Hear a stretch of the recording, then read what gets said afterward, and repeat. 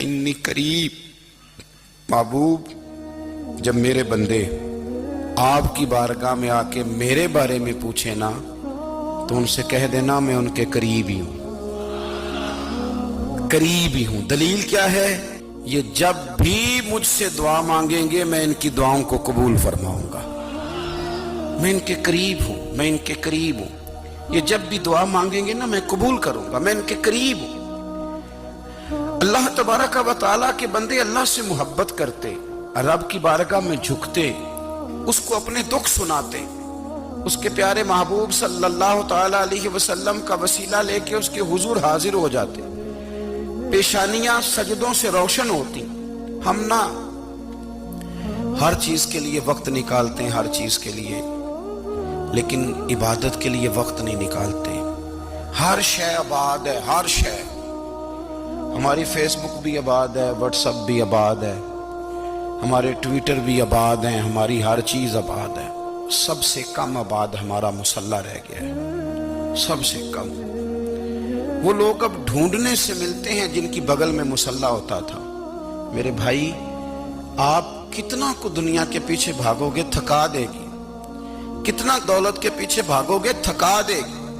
آپ جب اپنی زندگی میں جمع تفریق کرو گے نا تو مرتے وقت احساس ہوگا کہ سارا کچھ تو لوگوں کے لیے کیا، اپنے لیے تو کر ہی کچھ نہیں سکے۔ اور ہم عبادت کے معاملے میں بہانے بازی بھی کرتے ہیں۔ ہم کہتے ہیں اوہو رزق کمانا بھی تو عبادت ہی ہے نا، تو میں حلال روزی کے لیے جا رہا ہوں، یہ بھی تو عبادت ہے نا۔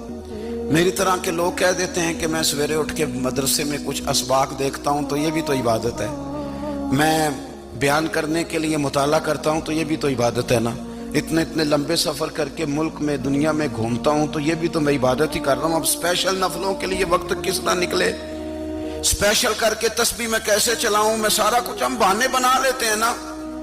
میرا سوال یہ ہے کہ یہ ساری باتیں صحابہ کو، نبی کریم کو، دیگر لوگوں کو بھی تو پتہ تھی نا، لیکن آپ غور تو کریں، 23 سال حضور کو وقت ملا، مختصر وقت ظاہراً تبلیغ کرنے کے لیے، پوری دنیا میں دین بھی پھیلانا ہے۔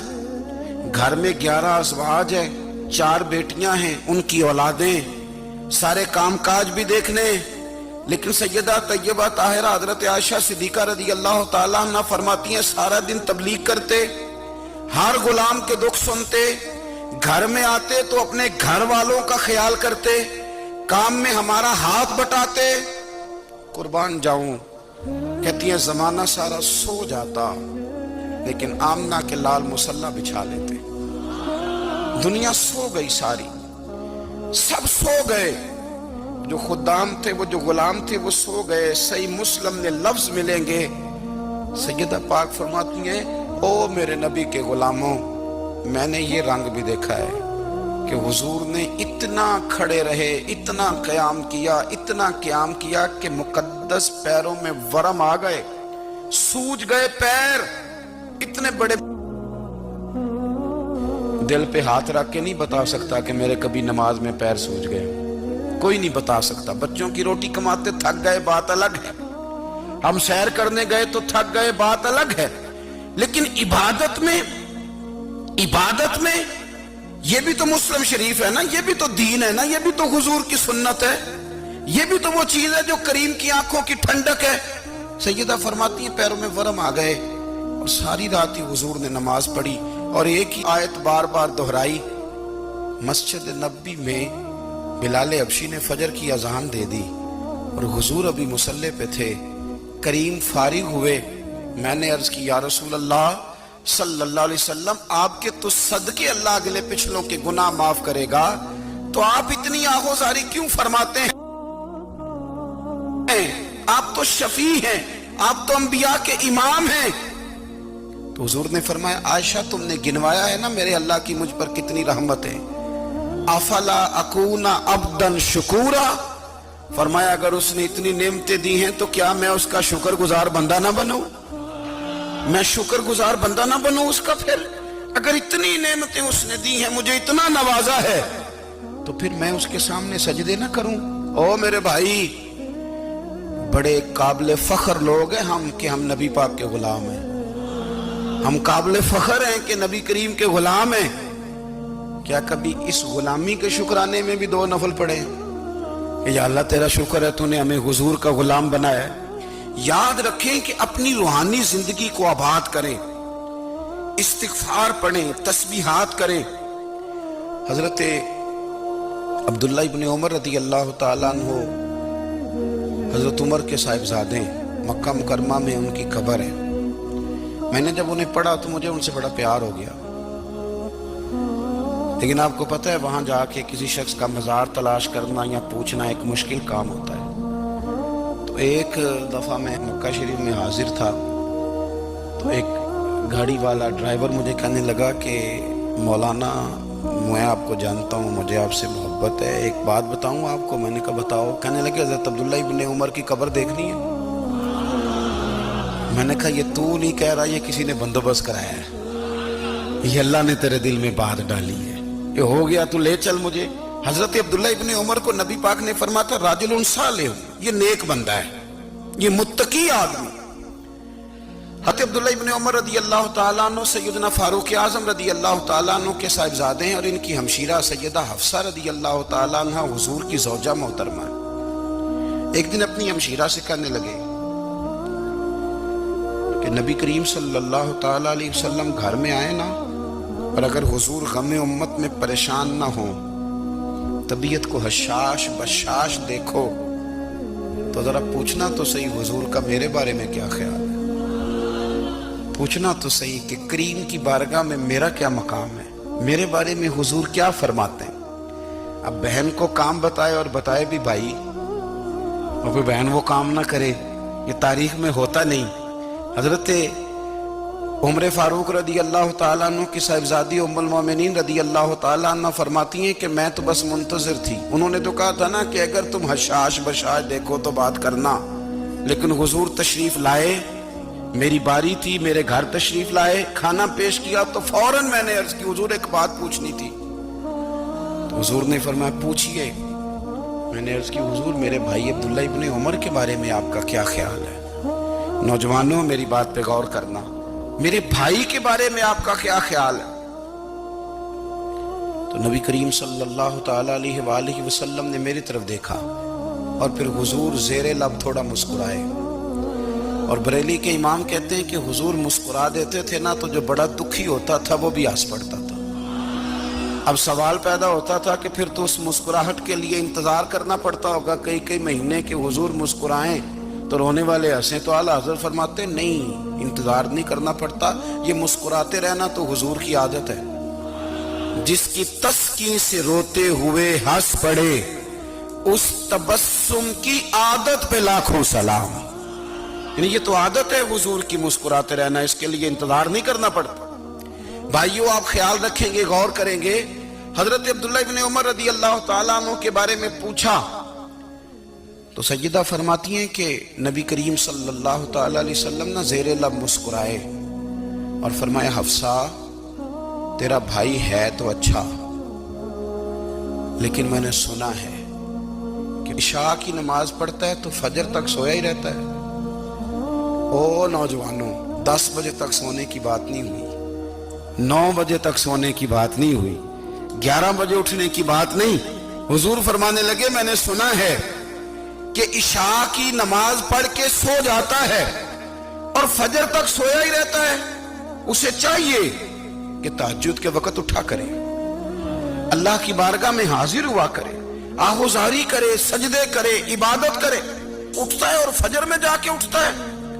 حضرت جناب حفصہ رضی اللہ تعالیٰ عنہ کہتی ہے میں نے جناب عبداللہ ابن عمر کو پیغام دیا اور میں نے کہا میرے جوان بھائی سن، نبی پاک نے فرمایا ہے تو اچھا پر تہجد میں نہیں اٹھتا، نفل نہیں پڑھتا۔ او میری ملت کے جوانوں، مزہ نہیں آ جاتا جب ساری دنیا سوئی ہو، ساری دنیا، اور بستر بھی گرم ہو اور نیند بھی پورا غلبہ کر رہی ہو، اور اچانک گھنٹی بجے دماغ میں، آنکھ کھلے، گھڑی پہ نظر پڑے، 3:30 4 بجے کا پیغام گھڑی بتائے، اور کوئی چڑھتی جوانی والا اٹھ کے وضو کرے، اور جب وہ مصلی کھول کے بچھائے تو مدینے والے محبوب کہتے ہیں کہ ہر نماز پہ رب ثواب دیتا ہے، اور جو اٹھ کے تہجد کی نماز پڑھے اسے دیکھ کے تو رب مسکراتا ہے، جو اس کی شان کے لائق ہے، جو اس کی شان کے لائق، وہ مسکراتا ہے، خوش ہوتا ہے کہ میرا بندہ تہجد میں اٹھ گیا، وہ مسکراتا ہے۔ کاش ہماری صبحیں کبھی اپنے مالک کے نام ہو جائیں، کاش کے صبح۔ حضرت ابو الحسن رحمت اللہ تعالیٰ علیہ حضرت معاذ ابن جبل رضی اللہ تعالیٰ عنہ کے پاس بیٹھا کرتے تھے، فرماتے ہیں ان سے جو پیار بڑھا تو پھر میرا مصلی سے بھی بڑھ گیا۔ تابعی ہیں، فرماتے ہیں صحابی رسول سے محبت ہوئی تو ذکر سے بھی ہو گئی، پھر درود شریف سے بھی ہو گئی، محبت ان سے بڑھی تو پھر اللہ نے مسجد کا پیار بھی بڑھا دیا۔ آپ فرماتے ہیں کہ میری ہر وقت بھی یہ چاہتی تھی کہ بس اللہ اللہ کروں، بس اللہ اللہ کروں، بس نہ میں ذرا تھوڑی جان چھڑاؤں لوگوں سے، کوئی 10 منٹ ملے تو میں کوئی 4 نفل پڑھ لوں، میں تھوڑا سا نہ بچوں لوگوں سے، اور مجھے تسبیح ملے تو میں نہ کچھ 400-500 دفعہ استغفار پڑھوں، سبحان اللہ، الحمدللہ، اللہ اکبر، لا حول ولا قوت الا باللہ، میں نہ تسبیحات پڑھوں۔ فرماتے ہیں کہ بچے تھے گھر میں 6-7، غربت تھی، کام ملتا کوئی نہیں تھا، اور میں کام چور نہیں تھا، کام ڈھونڈتا تھا، پر اللہ کی قدرت کے کام نہیں ملتا تھا۔ فرماتے ہیں کہ میں نے ایک دن اپنی اہلیہ سے کہا کہ آج میں پھر جاتا ہوں کام ڈھونڈنے، تو میری بیوی بڑی فرما بردار تھی، پر اس دن نہ غربت کے ہاتھوں تنگ آ کے کہنے لگی آج نانا کوئی تو چیز لے کے آیا، تو مجھ سے بچوں کی بھوک نہیں دیکھی جاتی، یہ سب روگاں دا روگ محمد جس دا نام غریبی، کنڈ بلا کے لنگ جاندے نہیں دوست یار قریبی، آج نہ کچھ لے کے آیا تو میں بچے لے کے چلی جاؤں گی۔ شیخ فرماتے ہیں کہ میں بڑا پریشان گھر سے نکلا، پر میں نے صبح سے لے کے زور تک کام ڈھونڈا، کام ملا کوئی نہیں، تو میرے دل میں خیال آیا چلو کام نہیں ملتا تو اللہ اللہ تو کرے نا، چلو بندوں کی مزدوری نہیں ملتی تو رب کریم کی عبادت ہی کرتے ہیں۔ فرماتے ہیں کہ میں نے نا فرات کے پانی سے وضو کیا، نہر کے، شدید دھوپ تھی، ساتھ ریت تھی اور ریت تپ رہی تھی، میں نے اپنا رومال وہیں مصلی کے طور پر بچھا لیا، اور فرماتے ہیں کہ زور سے لے کر عصر تک نماز پڑھی، دھوپ بھی پورے زور پہ، پر میرے سجدے کا ذوق بھی پورے زور پہ۔ فرماتے ہیں سورج بھی چمک رہا ہے اور رب کی عبادت کا ذوق بھی پورے زور پہ، میں سجدہ کروں تو پھر میرا اٹھانے کو جی نہ چاہے۔ میرے استاد لکھا کرتے تھے، یہ ان کا شعر ہے، وہ کہا کرتے تھے مجھے سوز دے، مجھے ساز دے، اور مجھے نیم شب کا نیاز دے، دم سجدہ خود کو میں توڑ دوں، مجھے ایسا ذوق نماز دے، اور میں تیری بہار کا پھول ہوں، میں کھلا بھی ہوں تو تیرے لیے، مجھے میری شاخ سے توڑ لے، مجھے اپنی زلف کا ناز دے۔ بھائی فرماتے ہیں کہ عصر تک میں نے نفل پڑھے، دل ڈھلنے لگا، عصر کی نماز پڑھی اور میں وہاں سے چلا۔ اب میں جب نکلنے لگا تو دل میں خیال آیا کہ چھوٹی چھوٹی دیواریں ہیں گھر کی، بغیر کچھ لیے جاؤں گا تو بیوی دور سے دیکھے گی تو شور کرے گی کہ پھر خالی ہاتھ آ گیا ہے۔ کہتے میں نے اپنے اسی رومال میں جس پہ میں نے نماز پڑھی تھی نا، رومال میں کی آخی دے پنجابی جسافہ، کہتے ہیں اسی میں نا میں نے کچھ ریت بھر لی کہ وہ دور سے دیکھے گی تو سمجھے گی کچھ لے کے آیا ہے، چلو جا کے اسے بتا دوں گا کہ آج پھر مزدوری نہیں ملی۔ کہتے ہیں وہ ریت لے کر جب میں گھر میں گیا تو پہلے بیوی دروازے پہ کھڑی ہوتی تھی، پوچھتی تھی خالی ہاتھ آ گئے ہو؟ آج میں نے دیکھا تو ہے ہی کوئی نہیں۔ فرماتے ہیں میں اندر داخل ہوا، سلام لیے، کونے میں میں نے وہ رومال رکھ دیا اور میں نے آواز دی کہ بھلی مانس کہاں ہو؟ تو وہ کہنے لگی آپ منہ ہاتھ دھو لیں، میں روٹی لے کے آئی۔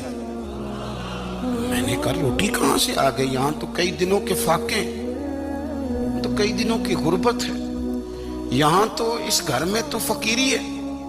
فرماتے ہیں کہ وہ روٹی لے کے آئی اور اس وقت کی جو موجودہ نعمتیں تھیں، سمجھ لیں سلاد، اچار، ہر چیز ساتھ لائی۔ میں نے کہا کہ بچے کہاں گئے؟ کہنے لگی وہ کھانا کھا کے کھیلنے گئے، آپ کھانا کھا لیں آ جاتے۔ کھانا اس نے چن دیا۔ میں نے حیرت انگیز لہجے میں ساری نعمتیں اپنے دسترخوان پہ دیکھ کر کے بیوی سے پوچھا یہ کہاں سے آیا کھانا؟ بچوں کو تو نے کہاں سے کھانا کھلایا؟ یہ سارا کچھ کیسا ہے؟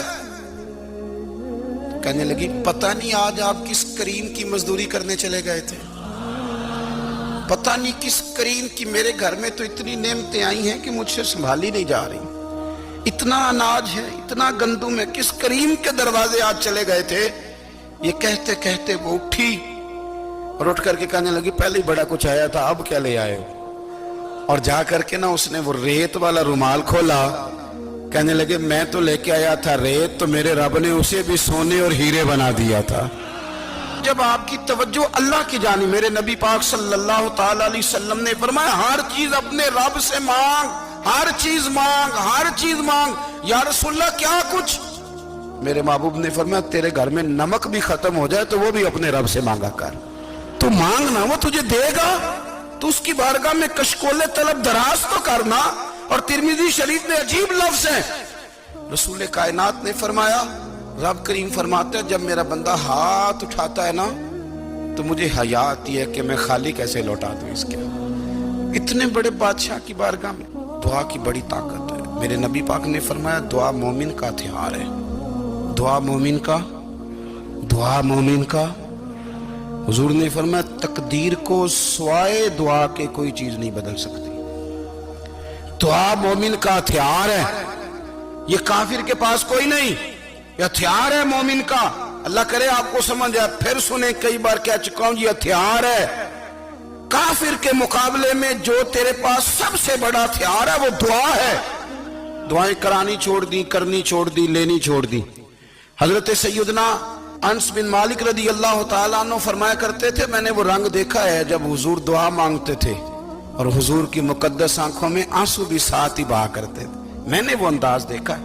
بھائی اپنا مصلی کا، عبادت کا، وظائف کا، اللہ اللہ کا سلسلہ اس کو مضبوط کریں، اپنی دعاؤں کے تعلق کو مضبوط کریں۔ دعائیں بڑے انقلاب برپا کر دیتی ہیں۔ ہم تھوڑے تھوڑے نا جب سے خشک ہوئے ہیں نا، خشک، اور میری تو جماعت ہی صوفیاء کی جماعت تھی، ہم تو داتا علی اجمیری کی جماعت سے، ہم تو خواجہ اجمیری کی جماعت سے، ہم تو شیخ احمد فاروق سرہندی کی جماعت سے، ہم تو صوفیاء کی جماعت۔ ہماری جماعت نے بھی وہ تعلق جو ہمارے بزرگوں نے بنایا تھا۔ بزرگ اللہ کے قریب کیسے جاتا ہے؟ تو ہمارے یہاں نا بہت سارے لوگ کہتے ہیں جی نظر ہو گئی تو کام ہو گیا۔ بھائی جو بخاری مسلم میں طریقہ ہے نا اللہ کا قرب پانے کا وہ تو نفل ہے۔ نبی کریم علیہ السلام نے فرمایا بندہ نفلوں کے ذریعے رب کے قریب جاتا ہے، اور اتنا قریب جاتا ہے کہ پھر اللہ اس کی زبان بن جاتا ہے، اللہ اس کی آنکھیں بن جاتا ہے، کان بن جاتا ہے، ہاتھ اور پیر بن جاتا ہے۔ تو یہ تو عبادت ہے، یہ تو اللہ کی بارگاہ کی حاضری ہے جو آپ کو اللہ کے قریب کرے گی۔